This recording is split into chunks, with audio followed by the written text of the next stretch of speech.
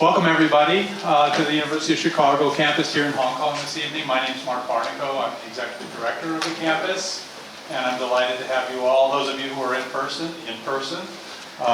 for this. This is our last program of the year, so thank you for coming for this one. I know everybody's busy. And we also have an online audience, so I wanted to welcome our online audience as well. We're happy to have Professor Chang-Tai Hsieh with us tonight. Just let me introduce him briefly. He's the Phyllis and Irwin Winkelried Distinguished Service Professor of Economics and PCL Faculty Scholar at the University of Chicago, Booth School of Business. He's also the director of the Becker Friedman Institute, China. Professor Hsieh conducts his research on economic growth and development. He's been a visiting scholar at the Federal Reserve in New York, San Francisco, Minneapolis, as well as the World Bank's Development Economics Group and the Economic Planning Agency in Japan. He's a recipient of the Alfred P. Sloan Foundation Research Fellowship, an elected member of Academia Sinica, and a two-time recipient of the Sun Yat-sen Prize. So I'd like to have you all give a warm welcome to Professor Hsieh. He'll get our talking about. Well, thank you everybody for showing up. So what I'm gonna try to do is to try to make sense of what I think has happened in China in roughly the last 10 years, and then try to make a guess about what that tells us about what we're likely to see in the next 10 years, perhaps in the next 20 years. The way I want to start is by giving you what I think is a rough consensus, the consensus in the US on how to think about China now, right? And the way that I would say it is that I think there's now, I'm going to put aside the question of whether this is the right way to think about China, but there is a consensus now in the US I would say in the political circles in the US that we are approaching the end of what in China has been called the reform and opening up period. And we all know sort of what the facts are. They've been widely reported. The facts are, we started to see the facts in 2018 when that was the beginning of the crackdown on the large financial conglomerates. So the crackdown on the Wanda Group, the crackdown on the Tomorrow Group, the crackdown on the Hainan Group. So for those of you who have been in Chicago, if you've seen, the three towers on the WAC Drive, have you seen that?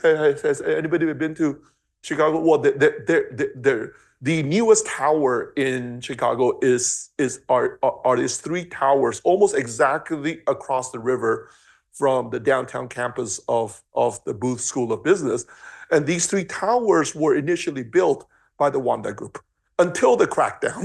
The crackdown, and the Wanda Group was basically forced to sell these three towers at fire sale prices. So that's a visible sign of the crackdown if you are on our downtown campus in Chicago. Then the next series of events started in 2020, in 2020, which is what I call the beginning of the crackdown on the tech firms in China. And it's sort of remarkable to think about that. So I think about the dialogue that people were having in 2018 and 2019. People were talking seriously in 2018 and 2019 on, people were speculating that maybe at some point in the future, Alipay was going to replace the dollar as a unit of currency because it was so wide, the use was spreading so quickly, and it was so convenient relative to using other forms of currency. But then we all know what happened to Alibaba in the fall of 2020. That was the crackdown on the founder and also on the company, right? And what I want you to be thinking about is, what was behind this? Like, how did this make sense? And it wasn't just the Ali Group, right? the crackdown extended to, a lot of the major tech firms in China, to the $100 billion plus companies, to the Meituan Group, to Didi, to Tencent, to the online education companies. So one logical conclusion, like that many people have drawn from this, is what I started this talk with, which is that the only way to make sense of these events, and it's not just these crackdown. It's the kind of thing that we see, every few months now coming out of China, was that this glorious 30, 40, 50-year period of when China opened up, China reformed, it embraced markets, embraced private enterprise, embraced the world, is now over, right? And I'll just give you some representative headlines that you see all the time in the American media now.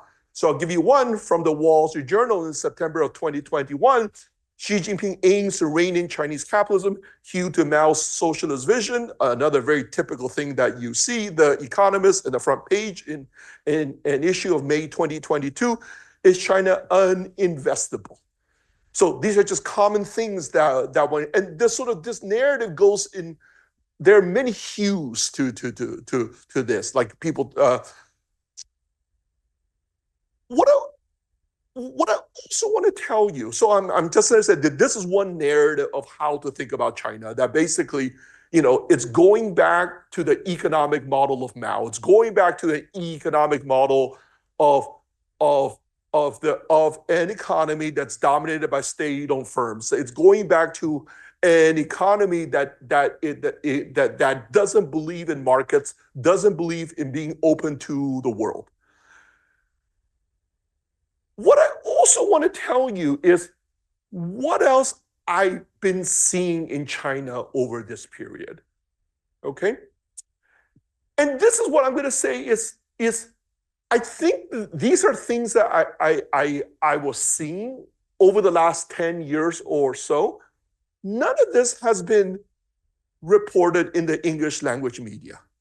And I'm going to summarize it by saying what I also see at the same time, that it looks like China was cracking down on their most successful private firms, that it looks like they were also at the same time undertaking a lot of measures to improve conditions for private firms.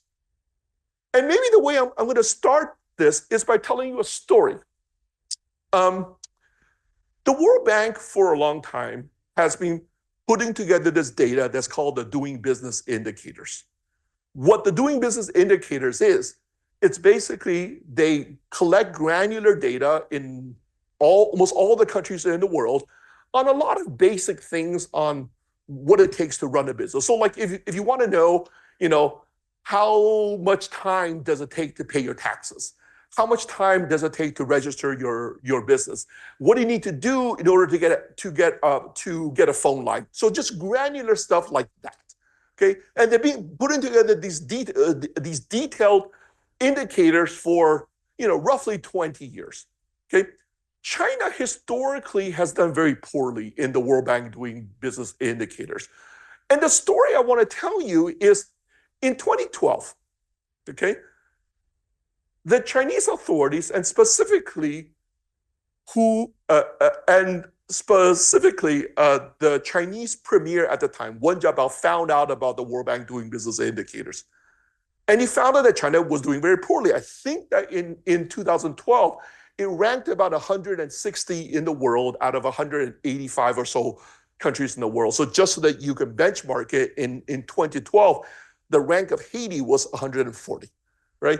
So Wen Jiabao was so. Don't ask me how I know this, but I think it's accurate, that he was really upset and puzzled at the same time.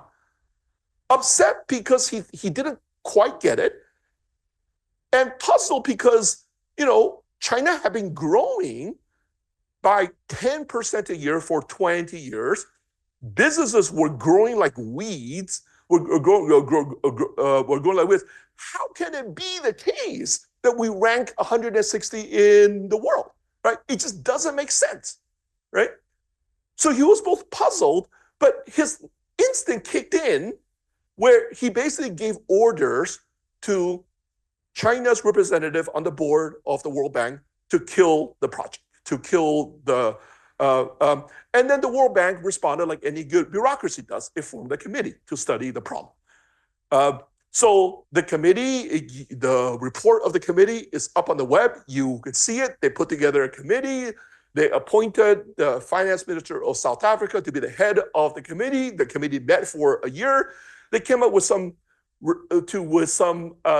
recommendations on how to improve the methodology of the World Bank doing business indicators.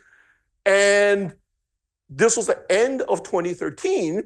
And by the time the committee came up with the report, the Chinese government apparently forgot about what had happened. I mean, I think the story was that Wen Jiabao had left office, had left, and he was the main person pushing for this. And the other thing too was that he was hit by, I'll talk about it in about 10 minutes, the scandal from the New York Times, right? So it looked like China forgot about this. I will say, if you want to follow the news, okay, there was another scandal 6 years later that was tangentially related to China that finally killed the World Bank doing business indicator project, and that almost cost the head of the International Monetary Fund her job. So I won't say more about that, but you can read all about that. All right? But here's the thing, okay?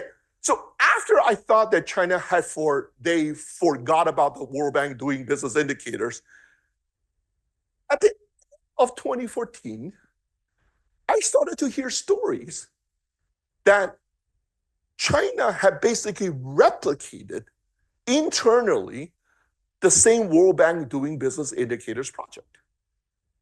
They had copied the same survey questionnaires, and they were rolling out the same measurement exercise in every province, in every town, in every village in China. So the highest praise is to mimic. That's what they were doing. So internally, they were replicating the doing business indicators. And what I was seeing was that local government authorities were responding to this because this became one of the metrics that was going into that they thought was going into their evaluations when their evaluations were being put together by the organization department. And I started to see real stuff happening in response to these indicators. Everybody wanted to come up on top. Nobody wanted to be, to be at the bottom when the Chinese were to look at how each city was ranked in terms of the World Bank doing business indicators. So what I started to see is that every local government, they started to hustle. They started to, do things to make themselves move up in the World Bank doing business indicators. So they responded. So what I started to see was that, business regulations started to become really, really much, much more simple. One concrete thing is that business registration, if you want to start off a new company, that used to be burdensome. And what I started to see is that in every single city, every single village, it started to be the procedures that you need to follow to register a business started to be much, much simpler. Now, in almost every place in China, it's done online. You can do it, and it takes less than 3 or 4 minutes. Okay, and it used to be this incredibly bureaucratic process. And then I started to see other things popping up like weed all over China. And I'll give you the most important thing is that I started to see the creation of what I'm going to call judicial and legal institutions that primarily, entirely, are to make doing business by private companies easier. So the two main ones are there was a rollout of a new bankruptcy law and a rollout of a new court system to adjudicate bankruptcies. That's not to say that the bankruptcies weren't done before. Of course they were, right? But the way that it was done before the new bankruptcy law is that this was all adjudicated upon the discretion of the local Communist Party secretaries. Now there was a well-defined law, there was a well-defined process to adjudicate bankruptcies. The second institution was there was a creation of a new court system to adjudicate business disputes, only to settle business. So if you have if you have a contract dispute with another company, well, there's now a court system that it was built up to deal with this. So what I see in the data is that whenever companies have a dispute, the adjudication times falls dramatically. And the other thing I also see is that all of the business dispute decisions are published online. Okay, and the third thing is that I started to see the improvement of financial institutions in terms of what I see in the data. The amount of credit going to small and medium-sized firms starts to go up. Until 2020, I started to see this explosion in the number of VC firms and then startups that were funded by VCs. You see the creation of two new stock exchanges, the Beijing Stock Exchange and China's attempt to replicate NASDAQ, which is the Shanghai Star Market. So the question I want to leave you with here is that, what does China want? Is China pro-market and private enterprise, or is it pro-Mao? Okay? This evidence that I just spent the last few minutes talking to you about suggests that sort of this, I'm going to say, this view in the US is wrong. Okay? Because there's no way to look at this and say, all these things that are being rolled out, it doesn't seem at all that this is about, this is a regime that wants to go back to central planning, wants to go back to an economy that is not based on markets and private enterprise, wants to go back to an economy that's dominated by state-owned firms. But at the same time, how do you make sense of all the things that the American media is focused on? Why would you ever crack down on your most successful private firm? Why do you want to, kill off? Why do you want to kill off Alibaba? Why do you want to kill off the online education companies that employ so many, college graduates in China? How can you make sense of that? So I want to just start by just getting you to see, this, what seems to be this incredible contradiction, right? And what I want to suggest is that the way to make sense of the contradiction is that we're asking the wrong question. We're asking the wrong question when we ask, is China going the way of markets? Or is it going the way of Mao? That's the wrong framing. And I'm going to say that the right way to think about the question and the trade-off and the framing, right, is not about markets or Mao, which is the way that most people have been thinking about it until now. But the trade-off and the right framing is what I'm going to call markets versus a Leninist party state. Markets versus political control. And I'll dive into more about what exactly I mean by that. And I think once you switch your question to this, right, and not about markets versus central planning, I think that things will start to make some sense. And you can start to make sense of these contradictory, seismic changes, seismic events that we've been seeing in China in the last decade. And let me summarize what the argument is. That on the one hand, okay, the way I'm going to summarize it is that what has happened in China is that there are certain people, wealthy entrepreneurs, people, that command a lot of money, people like poor Mr. Ma, right? They are viewed as a threat to the control of the party, okay? And I'll say more about why there is that view, okay? Whether it's justified or not, but there are some facts that suggest that there's something to this. That is, what you start to see is that party insiders started to become, I can document this, minority shareholders of billion-dollar companies, okay?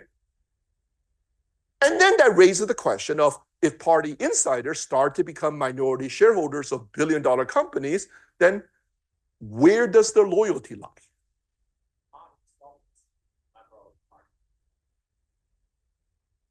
The question is, no, of course. I mean, we all know that if you're a wealthy person, you are not just a party member, that you're very likely to be one of these two bodies, right, on the ledger. The question is, what is, who do you owe your loyalties to? Okay, and now if you give me a minute, I will say more about this. That is, does Ma care about, or I don't mean to single out Mr. Ma because I don't know him, right? But a random person, do they care more about their wealth, or do they care about political loyalty to the party? That's the question. Whether it's a real trade-off or not, I think there's a real perception that the trade-off is real. Okay. The other thing is that there started to be this fear that's related, that more and more of the political decisions of the party are driven by private business interests. Okay. That is, there started to be this fear that there's now, with all these billion-dollar people, okay, they potentially could become an independent source of political power. Okay. And the view is that if nothing is done about this new source of independent political power, then the party is going to collapse. And that, I think, is behind what's been in the headlines of the Wall Street Journal in the last 8 years. But at the same time, once you do that, that creates a new problem, which is, if you crack down on your most innovative firms, you run into a problem. And you run into an economic problem. You run into a problem like, if you kill your most innovative companies, well, that means that you're going to have less jobs. That means that you're going to have less growth, right? And so that the other problem is that if you don't have a growing private sector, the economy cannot survive. And if the economy cannot survive, the party cannot survive either. Because one of the calling cards of the party is that, we have brought economic prosperity to China. We have pulled it out of where China was in 1978, and we're the only ones that can do that. Okay.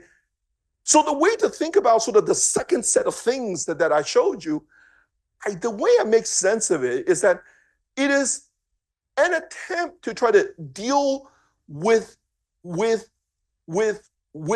the economic problems. Okay? Let me take a step back to try to give you some context, to try to get you to see sort of why this conflict is perceived as such a real thing. Much, much more than what you see in almost any other country in the world. So everywhere in the world, sort of, there is discussion about the political power of wealthy people. That's true in the US, that's true everywhere in the world. I want to just describe to you what Chinese business institutions were like for a couple of decades to get you to see sort of the unique Chinese context of businesses and the unique network between private interests and the Communist Party. I think that is at the core of this tension. And the way I'm going to do this is that I'm going to just describe to you what doing business in China was like for a couple of decades until maybe 10 years ago. Okay? So the way I'm going to do this is that I'm going to describe to you a visit that I made to a small Chinese city this was about in 2010 or 2011. So I went to this city because I was trying to put together data on what the local Communist Party was doing. And I sort of knew. I sort of knew, but I wanted actual data. for if you've never taken a class at Booth, you will know, or if you have taken a class at Booth, what we say all the time is that theories are useless without evidence. So I had a theory, I had some stories on what Chinese local governments are doing, but I needed data. I needed the data to either prove what that the theory I had was right or the theory I had was wrong. So I went to the city, and the person I knew was the vice mayor of the education department. So this person's official job was running the public schools. Okay, I got there at the appointed time at 10 o'clock in the morning, and the vice mayor of the education department was not there. Okay, despite his promise that he would meet me there and he would help me out and he would give introductions, and we met with his chief of staff instead. Okay, and we started to talk with the chief of staff on what his office does. And after talking for about not even half an hour, he proudly handed us this flow chart, and he said, "This flow chart summarizes summarizes the SOPs of what the vice mayor's office for education does. The standard, so it summarizes what we do." Okay. Some of you probably read Chinese, right? Some of you read Chinese, but for those who can't read Chinese, I also gave my rough translation, and it says that what's the SOP? We look for quality prospects. We have a discussion, learn about the investor. We undertake a feasibility analysis. We identify land and other needed services. Whatever it is they're talking about goes to the approval by the vice mayor, and then we sign the agreement. So let me ask you, what is the chief of staff talking about here? What does the vice mayor's office for education do? What? Roadshow for what? Well, what's he doing?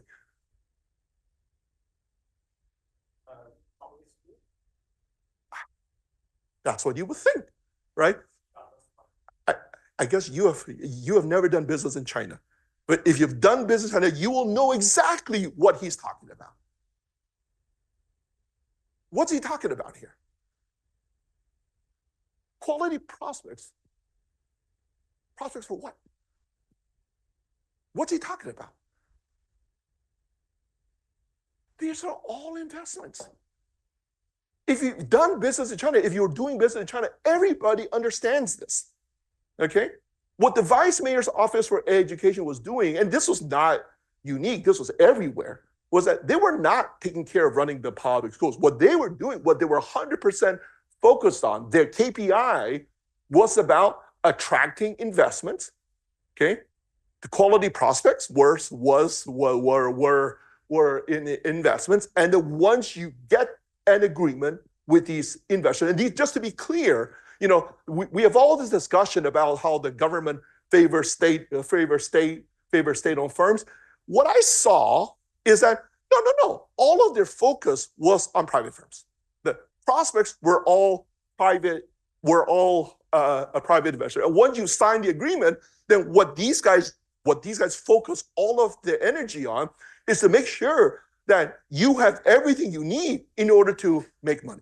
You have everything that you need in order to grow. And I found out later that day that from the vice mayor, who finally showed up at 11 o'clock at night at a dinner, that the reason we were being ditched that day was because two people unexpectedly showed up in town that day. One was the Taiwanese CEO, and the other one was the CEO of a company in Hong Kong. And these people were way more, the words was what he was focused all of his time on. Okay, and that's exactly what it is. So what we spent the rest of the time there is to document what this local government does. Okay, so the way this local government is organized is that there's the party secretary, the mayor, and underneath them there are these 9 vice mayors. And what we did is that we spent our week there just collecting data on the projects. These are what are projects. The project was the term that they used, but these were all investors, private companies. Okay, and a rough count was that there were about, each of the vice mayors, they were in charge of about 20 important projects. We did not have access to the mayor or to the party secretary, but people were saying that the most important companies were directly handled by the local Communist Party secretary or the mayor. So the way I want you to think, and I'm going to say that what I'm saying, I think, is something that everybody knows, is that the way to think about the system, the business environment, the business institution in 2011 in China was that if you want to set up a business, okay, what you do is that you go and you shop your project with a bunch of these with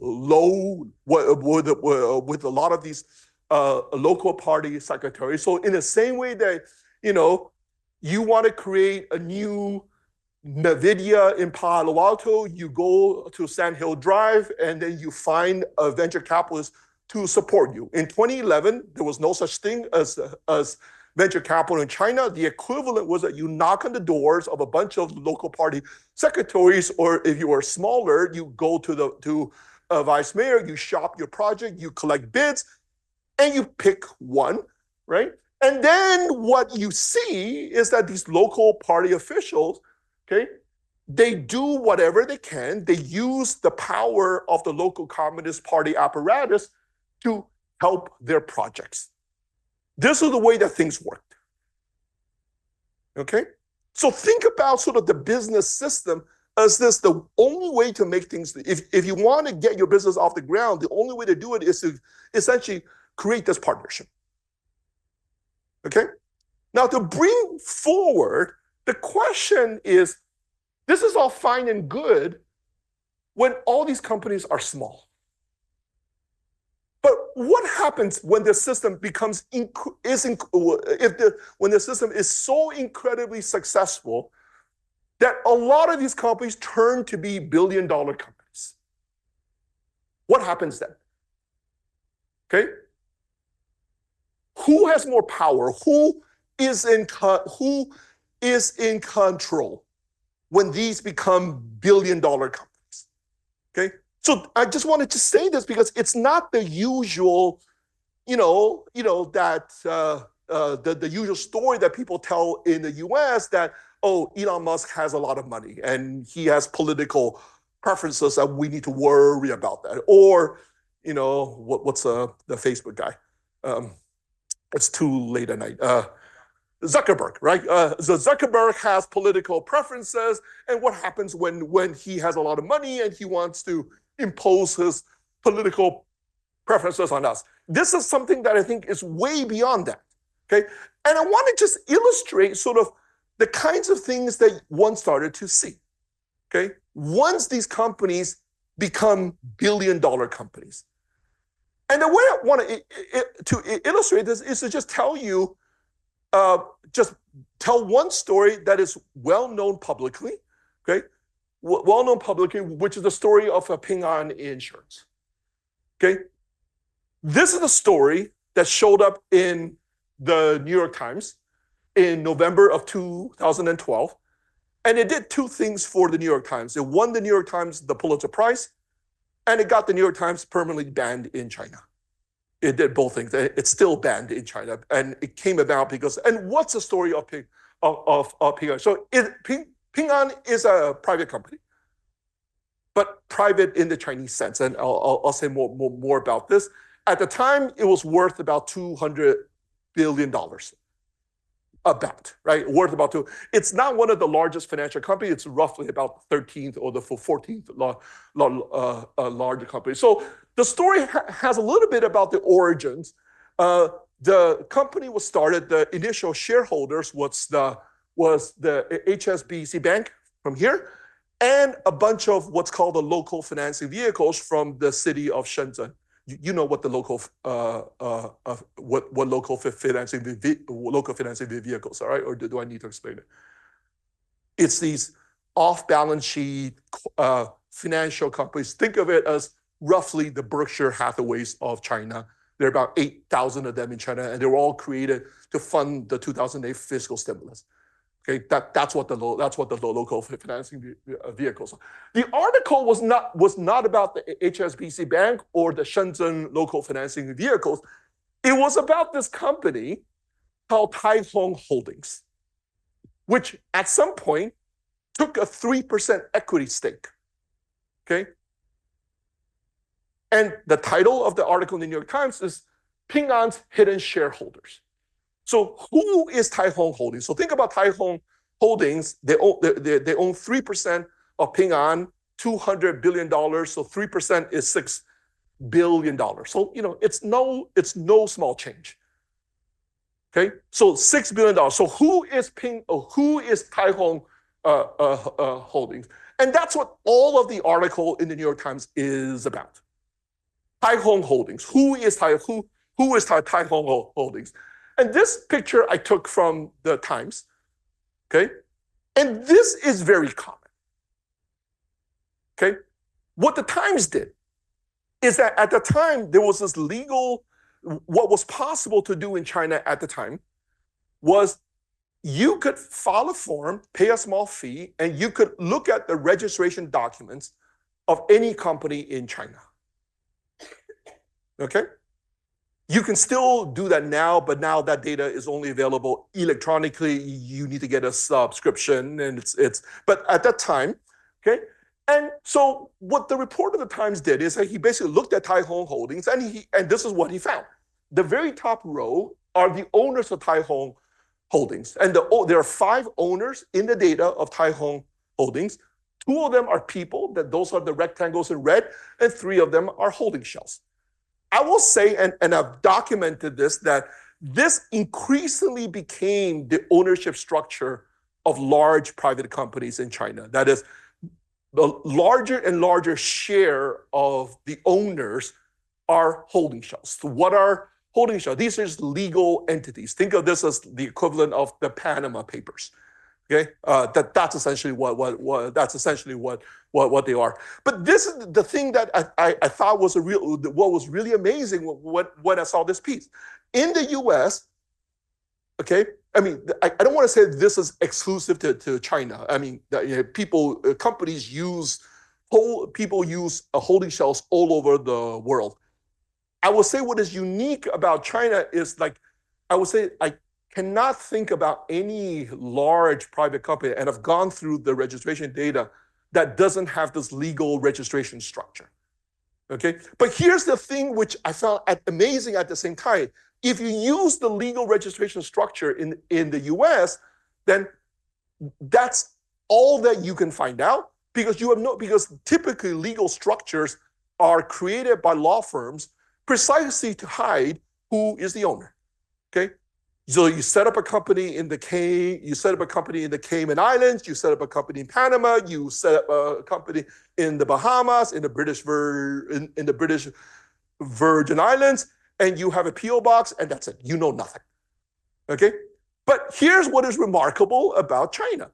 Okay, these holding shells, according to Chinese law, have to be legally registered. Okay, so what you can do is that somewhere in these billions of records, there's the registration data of every single holding shell in China. Okay, so you cannot hide behind. I mean, at least now you can't do it. So what this reporter did is that then he went and he basically asked for the registration documents of the holding shells. Okay, and what he finds, and then this is just a really simple version of sort of his whole narrative, is that the holding shells are themselves owned by other holding shells, and then the holding shells are themselves owned by other holding shells, and it goes on for a long time. Okay, it's almost like this. I don't know what you call it, but you know this famous Russian doll. Where you open up a layer and there's another layer and there's another layer. And that's what I would say. This structure is something very typical that you see now, and it became more and more typical over time. And what the article was all about, the reason it got banned, was because at some point the holding shell structure ends, and he was able to show, I think pretty conclusively, that it was all relatives of Wen Jiabao. Right. That's essentially what the story was about. Not just that, right? He also had a discussion, this article at Times, about this woman that we now know a lot more. A lot more about, this person right in the middle called Miss Duan. So this was from 2012. Okay, she's now in jail, or I don't know whether she's in jail, but she has disappeared, right? Disappeared. And you may have seen 2 years ago, her former husband wrote a book. Her former husband wrote a book that in which now we know a lot more about what happened during this deal, right? And the book has 2 incredible chapters on how Ms. Duan, who was the private person, was basically able to use her wealth to basically push forward the careers of a lot of the people in the Communist Party, using her ties with the one family. Okay, so that's what I mean. That Ms. Duan, maybe I don't know whether she's a member of the party, but clearly when you read the book at the time in 2012, all that she cared about, all that her husband at the time cared about was money, right? And it was a lot of money, right? And then that money was enough, right? I'm a professor at Booth, so I don't need to tell you that people do lots of things for money. People do lots of things for money. And so the question is, when you are like a local party official and you face with a choice of your $1 billion stake in Ping An or your $1 billion stake in Company X, and orders that are coming down through the Communist Party bureaucracy, at the very least, you're going to be conflicted, right? At the very least. Okay? So this is what I think is behind. Though you start to see more and more signs of this kind of thing, as China was getting richer and richer and richer. And the reason was because the only way to get rich was by creating these partnerships. And it's precisely these partnerships that I think potentially at least, it makes some senior people in the party worry that, oh my God, we have worked really hard to have complete control, but now how do we control the control that comes out of these billions of dollars? And this is what is, I think, behind sort of the first thing that we see, let me just summarize it by saying that it was viewed that the influence of wealthy people like Ms. Duan, was so widespread that if you didn't do something about it, the party was going to die. It was going to go the way it was going to go the way of the Soviet Union. So what you start to see, and I'll say that this is not just about this crackdown, right? It was just part of a broader campaign that we've seen in the last 10 or so years to restore party control. Part of it is about, these $1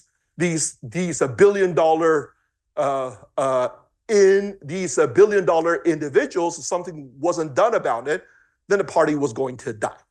Okay, but let me just remind you that it's not just that, right? It's just part of this broader campaign that we've seen.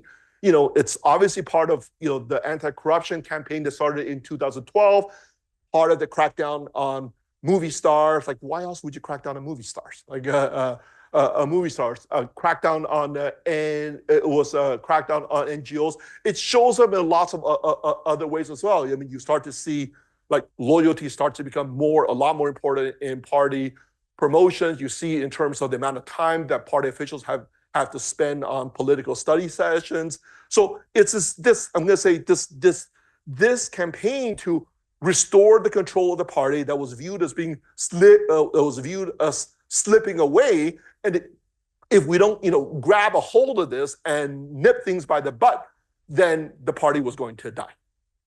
And I think that is what is behind this. But let me be clear, just to come back to where I started. Although many people talk that it's about crackdown on monopolies, it's about crackdowns on the economic abuses by large companies, I think that is not what's that's not what's going on. That it's not about a crackdown on large companies. It's not like the Communist Party all of a sudden adopting the ideology of Senator Elizabeth Warren in Massachusetts. That's not what this is about. And let me just give you some pieces of evidence. Like, there's been no crackdown on the monopolies that are state-owned, right? So if you really don't like the large firms because of the economic abuses, then then why don't you crack down on the state-owned firms? And also, I just want to point out that large foreign firms, there's been no crackdown on them, right? There's been no crackdown on Tesla. There's been no crackdown on Foxconn. And think about why. Like, why is it the case that Mr. Ma is not safe, but Guo Taiming and Elon Musk are safe? What's the difference between these two groups of people? Okay, Mr. Ma is Chinese. Elon Musk is not. Mr. Guo, I'm not getting into the issue about whether Taiwan is Chinese, but let me just say he has no political influence in China. So I'm not going to get into the issue. So they can be as wealthy as they want, but because of who they are, they can never pose a political threat in the same way that Mr. Ma can, right? Or maybe just to go back to the statement about the crackdown on celebrities, like, think about if there was like a Chinese equivalent of, what's that American singer that just did this tour throughout the world? Taylor Swift. Think about what would happen in China if there was like a Chinese Taylor Swift, right? With all of the followers, with all the followers, and she could say something on her Twitter feed or whatever. I think that they would not allow a Chinese Taylor Swift to ever emerge, right? And it's that, right? But at the same time, this poses a problem, right? It poses a real problem because if you crack down on your most innovative firms, then your economy is going to die, which is a big problem, right? And I think this is what is behind behind a lot of what we've been seeing as well, which is I crack down and I see the negative consequences.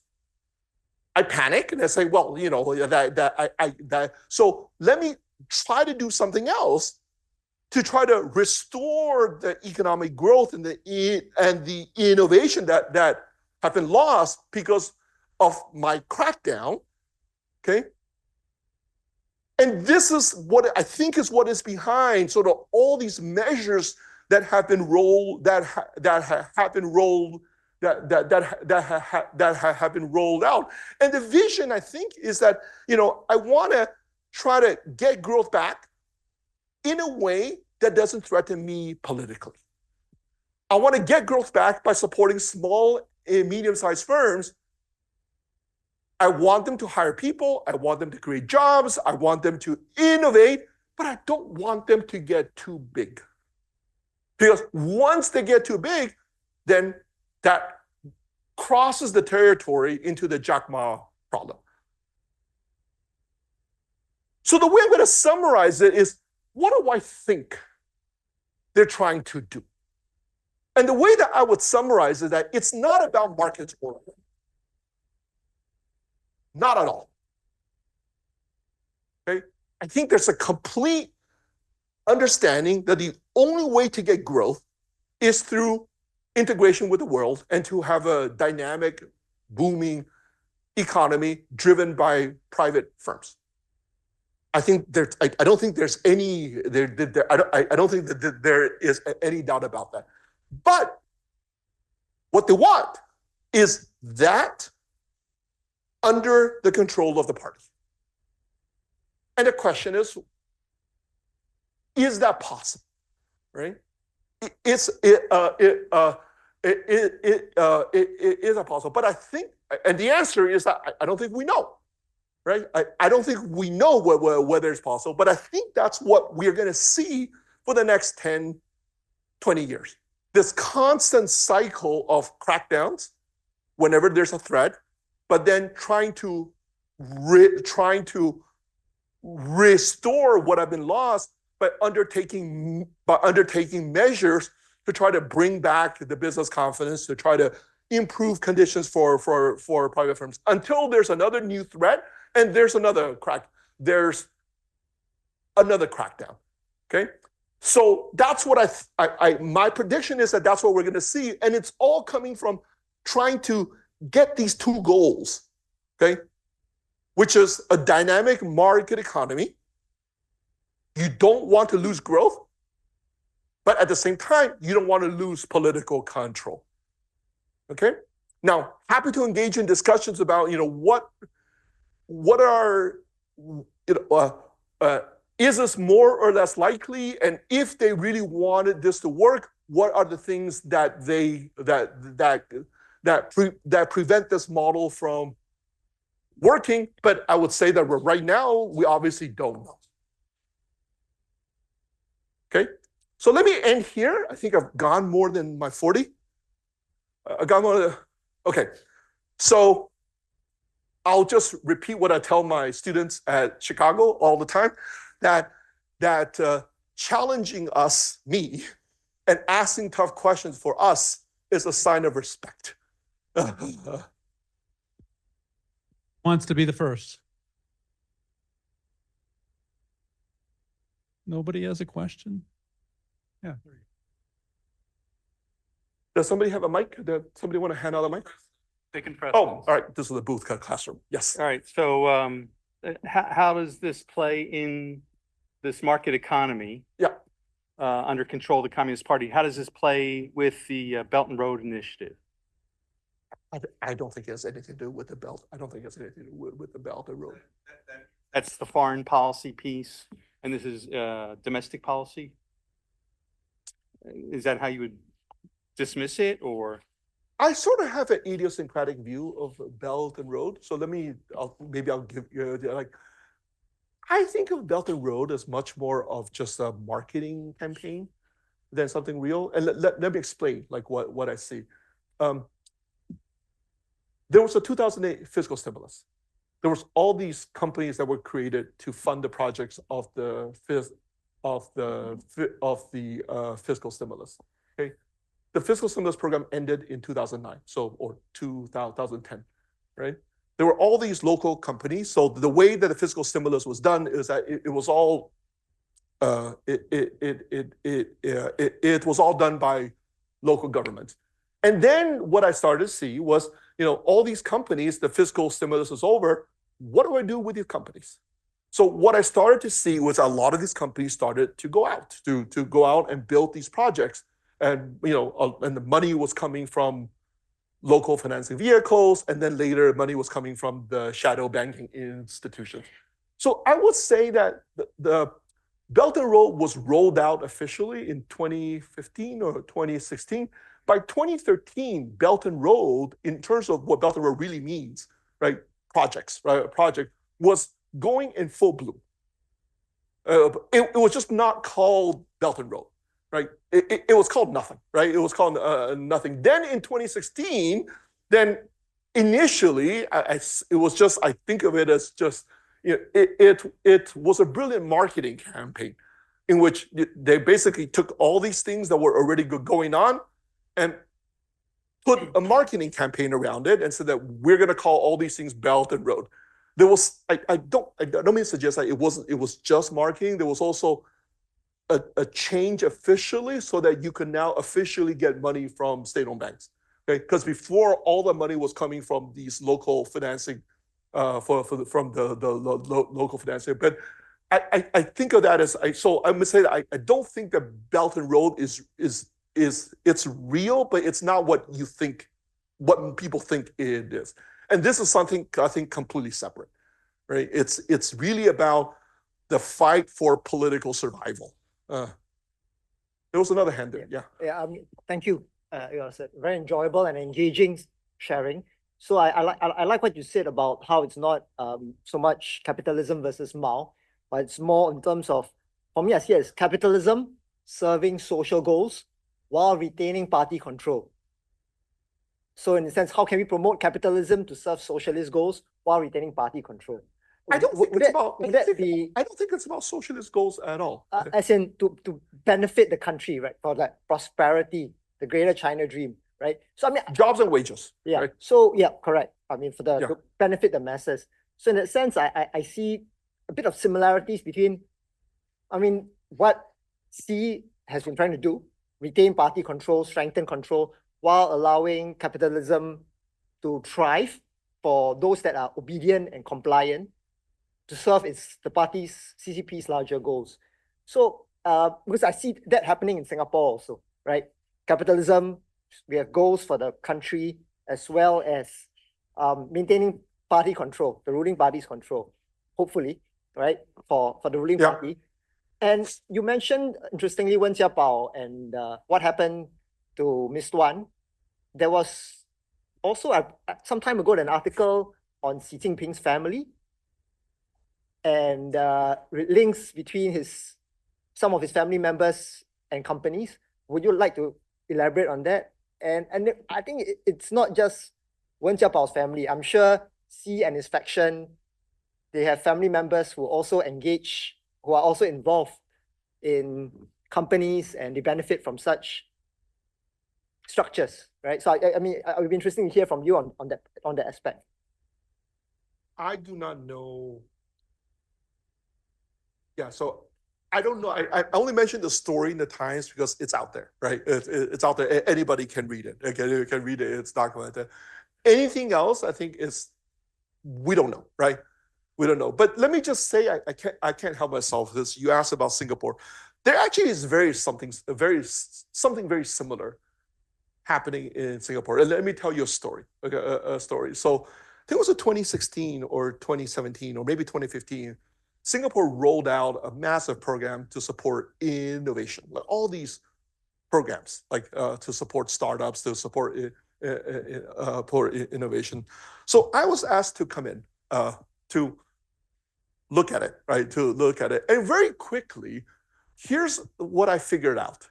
It was very similar to this story that they rolled this out, all these programs out, because there had been a slowdown in growth in Singapore starting in, don't know the year, by 2012 or 2013. If you look at the data, what you quickly figure out was that there were two things behind the slowdown in growth. One was the dramatic curves, because if you look at historically the growth of Singapore, a big part of it has been coming from inflows of workers, right? And then, I mean, you would know this. There was some election with that the PAP was close to losing, which in Singapore meant getting 58% of the vote. That was close to losing, and apparently, what I was hearing was that the main issue in that election was the unhappiness of local Singaporeans about all the foreigners getting these nice jobs, right? So they cracked down, right? And what you see is that when you crack down on the major source of growth goes away. Growth goes away. And then I will say that it's also the first time that I saw the government of Singapore panic. They not just cracked down on growth, but they put on these crazy schemes where if you want to bring in a foreign worker, there was this, there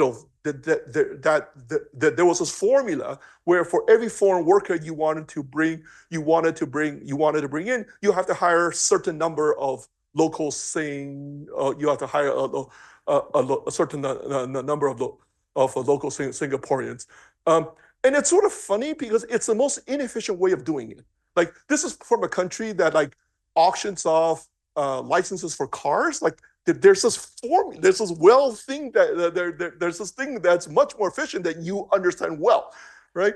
And this was and then the rollout of these innovation policies was very much like this, right? It's very much, oh my God, we have got to we've got to crack down on this, or else the native Singaporeans who serve in the armed forces, that pay the taxes.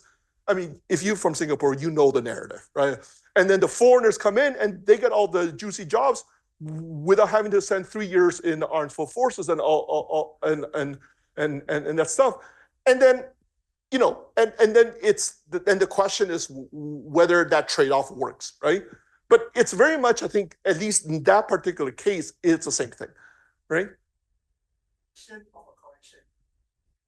Yeah, it's a correction of something that is inefficient, right? It's inefficient, but it was viewed as politically necessary, right? It was viewed as politically necessary, but then there are consequences, Yes, right? correct. Right?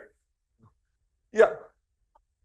With respect to the competing interests here, we're talking about wanting the growth, right, but also needing the control. How do you think that's going to play out with all of the real estate companies?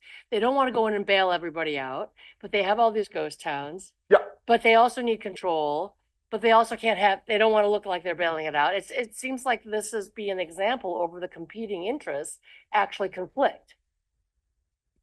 Or do they? I think the real estate thing is something different. I think it's something because the real estate thing is, I mean, I think of the real estate thing as something that we understand well how to do it, right?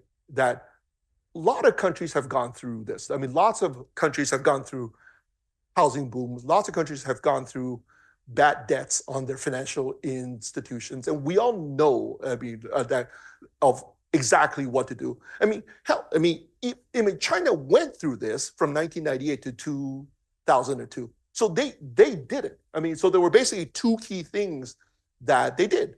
Like in 1998, it was a huge amount of bad debt on the books of the banks, right? And the source was different. The source was that they were giving out these loans to money-losing state-owned firms that weren't paying, that didn't have the wherewithal to pay the loans back. So what they did is that they did two things, okay? They took all the bad debt off the balance sheet of the banks. They created these new financial institutions, what was called the asset management companies or something along those lines, okay? And at the same time, they put in place a program to try to make sure that the state-owned firms would no longer lose money. So this was what the Chinese call grasp the large, let go of the small, right? So it's a combination of these two things to basically clean up the balance sheets and then to make sure that the problem would not occur once again. And I think that was remarkably successful. And I don't quite understand. I think that the politics behind like behind the paralysis that we're seeing in terms of resolving the housing problem, I think is something different, right? And I want to say that even if China were to resolve that problem, this conflict is still there.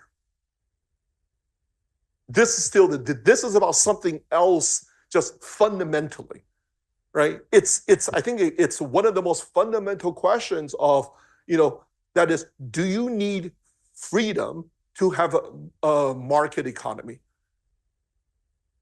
I think that we thought, from looking at China over 40 years, that the answer is probably yeah. The answer is probably no, right? Because it had done so well. But it's the same question that is coming back.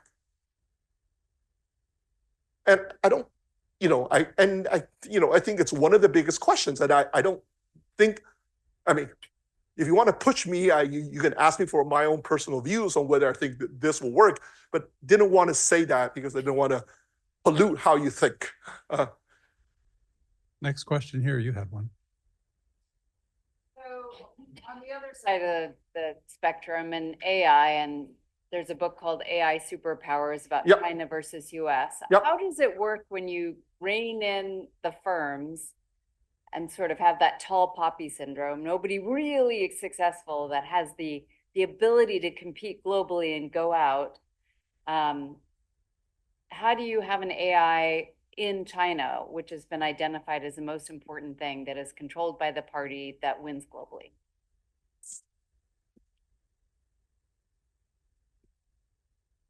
Kai-Fu Lee is in Hong Kong, right? Yes, it's the best place to be. Right? I don't know. It's the same question, right? It's exactly the same question. Can you have can you have a successful AI company that is under the control of the party? And I can think about reasons why yes, I can think about reasons why no, right? And so far, the answer is that it doesn't seem to be happening, but maybe it will at some point in the future. So I don't know, right?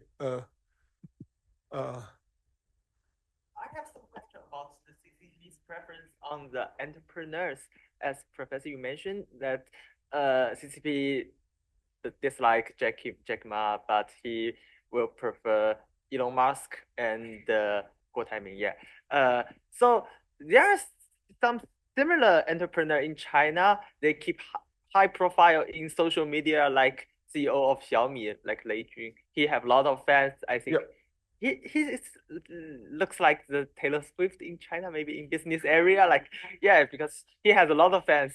So is there any theory help us to like estimate the potential preference of CCP to this kind of entrepreneur? Which kind of entrepreneurs they will like? It's a great question. And I'll tell you one place that I'm looking to try to see this tension. I don't know whether you guys know, like the Chinese influencer industry. That for those of you who are Chinese, you will know this, right? That there's been just this explosion of the influencing industry in China. Like you have just millions and millions of people who are trying to become internet influencers. There's also this really interesting thing to see, that there's been the creation of this vast new industry that's meant to basically work with the influencers. Like, so it's not just, when you think about influencer, you think about the single person in their basement. Like, no, that's not it in China. I mean, there is that, but there's now the really good ones, like the ones, and then this is the tension that I see, right? That is one way to get people to watch your things, is to talk about things that people want to hear about. Like there's this influencer that I think is really good at talking about youth unemployment, right? But then there's a thin line. Right? It's a thin line. Like it's this tension between wanting to get, trying to get eyeballs, but then there's this fear that if you get too many eyeballs, I mean, it's fine if people just want to know about, how cute your cat is. Like, who cares, right? The party is not going to clear. So it depends. But if people want to know, they want to watch, people having a real discussion about youth unemployment, then, how do you square that circle, right? How do you square that? And this is what I see, like the most successful influence in China. This is exactly what they're trying to navigate. Like, how do you meet the demands of the market at the same time, making sure that the party doesn't crack down on you, right? And I'm watching to see how the internet influencers navigate exactly that, right? The CEO of Xiaomi, I don't know, right? I don't know how, how he's making that trade-off. Let me get her. I think she had her hand. Thank you, Professor Hsieh. So your great question about the conflict, right? So we do see the government reversing many of the policies recently, but increasingly in the last couple of years, people start to have doubt. Does President Xi still cares about economic objectives? So, the premise is the trade-off, right? The economy doesn't work, the party will also, you show some signs, but many people, including entrepreneurs, now are concerned. Question is, do they still care? Could the party's objective, be about control, but using something else? For example, especially in the current geopolitical situation, you can emphasize the importance of security, national security, social security, crimes, guns, wars, and so on, that the party can deliver. And so therefore, people are still worried that the economic policy are not going to reverse to drive growth. That's a great point. And let me respond with a question that has puzzled me for a long time, which is, when I talk with my marketing colleagues at Booth, like and like, what's the one message like about that you want to do when you do marketing, or not just marketing, but when you want to build a culture for your company or build a culture for an organization, the most important thing is to have a clear message, to have clarity. That this, in terms of a culture, this is our culture, right? Or if you want to build a product, right? If you think about the greatest marketing campaign, it's about a clarity of a very clear vision that's what we're trying to accomplish. So what has long puzzled me about the Communist Party, okay? And I ask this all the time to people who study politics in China, is that the party seems to fundamentally believe in being muddled in the message. And I think that's a way to interpret what you are saying, right?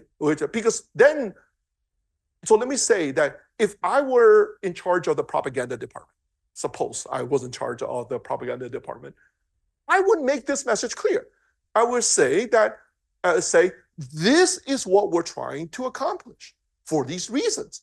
We want to have a market economy, okay, under the control of, I would use better language, but under the control of the party.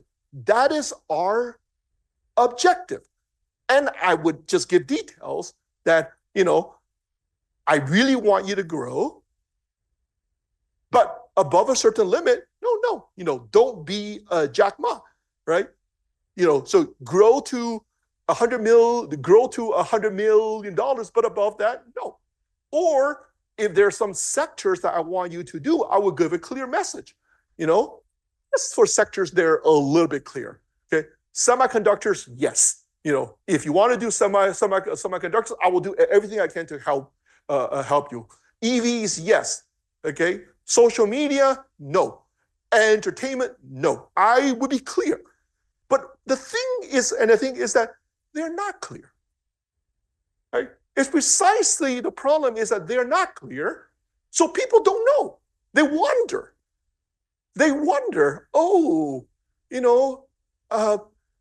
They ask exactly the questions that you raise, and I think that is one fundamental reason for why this may not work, which is that people don't really know what you're trying to do. You say things, but it's not really what you mean, right? I mean, everybody in China knows this. Like everybody in China knows that you can't take a statement from the party literally, right? You're always trying to figure out, what exactly they are trying to say, and I never quite get it. I would say the answer I get from people who deeply understand Chinese politics is that they say, and I don't quite understand the logic, is that being unclear gives you power, right? That's sort of the story. And I say, well, give me a model of that. How does that make sense, right? How is it that being unclear? Because my model is that being unclear totally, it does exactly the opposite. And I don't quite get it. So so if you have a story for why being, if your chief marketing officer is just purposely vague about what the company is trying to do, I would fire the chief marketing officer, right? Being unclear means you can have discretion, and if it's successful, you can take the credit. If it's a failure, it's not your fault. So you think that's it? That's it. That if it doesn't work, they can say that we never planned to do this in the first place. Okay, well, that's a reasonable story, right? That's a reasonable story. But then being unclear makes it a lot more likely that whatever you're trying to do will not work anyway, right? So it's risky, right? Sorry, there was a hand up there for a long time. Something as you were talking, and it just occurred to me by my thoughts running away, so I haven't thought this through, but where you stopped, you didn't talk about, you said the companies were stopped, but they were going to list on the New York Stock Exchange and things like that. So it does occur to me, and it kind of fits your story, or maybe it doesn't, maybe you can comment, is if they did list on the stock market in the US, there would be a lot of capital there, and if these Communist Party members have a lot of shares in this company, suddenly they've got a lot of money offshore that's out of the control of the Communist Party. So, does that in any way you think, I only just thought that by your logical thing, because you didn't go down that, but does that make sense or not make sense? Or I don't think you need money in New York for this to matter. I mean, I think it's just, I mean, if the money sits in Hong Kong, again, money is money, right? I thought that what you were going to say, and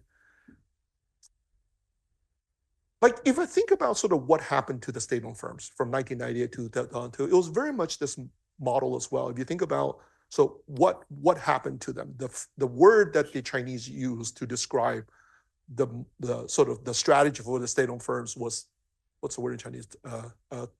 抓大, that was a phrase, right? Or grab large, roughly.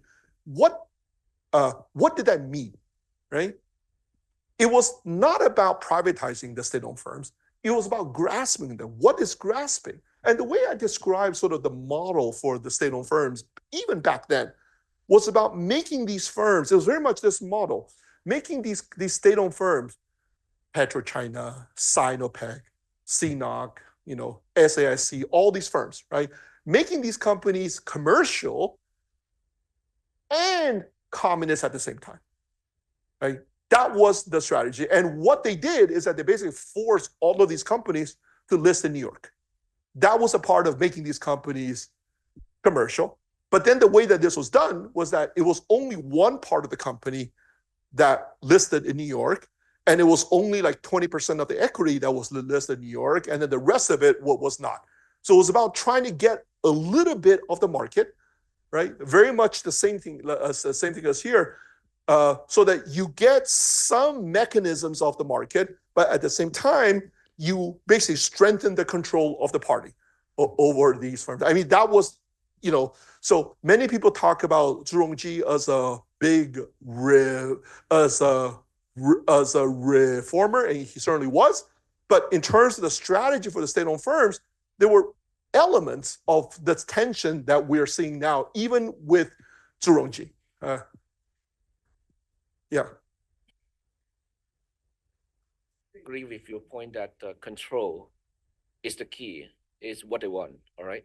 So the key part is control. So well, the other way, I know that Mr. Jack Ma under Alibaba is not doing well, but on the other side, I got a counter example where the Tencent, Mr. Pony Ma, where he's doing absolutely fine. So two mega tech company, one is doing not good and doing fine. So what did they really do to show they are desirable private firm to the party, and what did Mr. Jack Ma not doing this? So did you study in detail their behavior, their what actually happened to them? If somebody knows Tencent better than I do, I would love to know the answer to that question. So I don't know. I mean, like in terms of specifically, I mean, there was an initial crackdown on Tencent as well, but it was quickly reversed. What did he do? I mean, to show control. Okay, I kowtow to you, or I totally. I suspect that Pony Ma is never going to tell us. That's what I suspect. And then I will just say, just upfront, that I don't know, right? I don't know, but that's a great story to learn. Yeah. Right. That's a great storyline. So I don't know. Maybe take one more question. Yeah. We can take two. Do you have any recommendation for the young generation, like me, a college student in Hong Kong? How can we prepare ourselves to face the challenge in the future?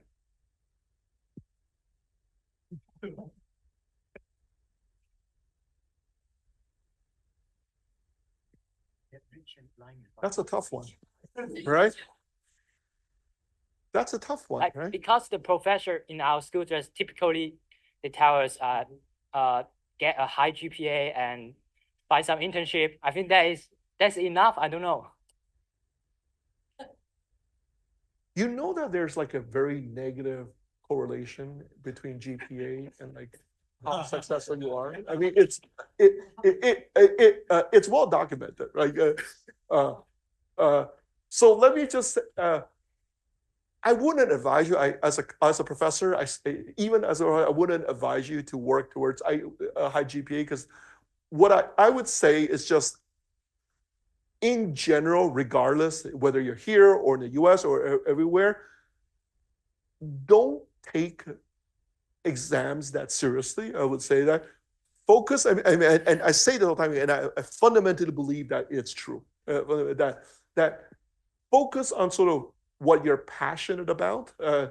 Focus on sort of what, like this is what I tell my kids, right? Kids, that the goal in life is to figure out what you would do for free and convince somebody else to pay you to do what you would do for free. So it's that, right? Just figure out what you would do, and I don't know. These are things that, let me say, these things are not anything that any of us can do anything about, right? Most of us, like you have anything to do about. So it's important to understand it, but I think that if you follow your passion, I think everything is going to follow. It's going to follow whether you're here or whether you are in the U.S. or whether you are in China.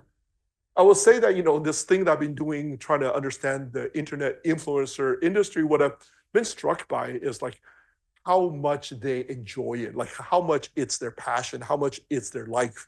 It's become their entire life. So even the ones that make no money, the thing that is really remarkable is how many of them actually there's a small subset that actually makes serious money of being an internet influencer. But so anyway, let me take the last question for somebody in the back.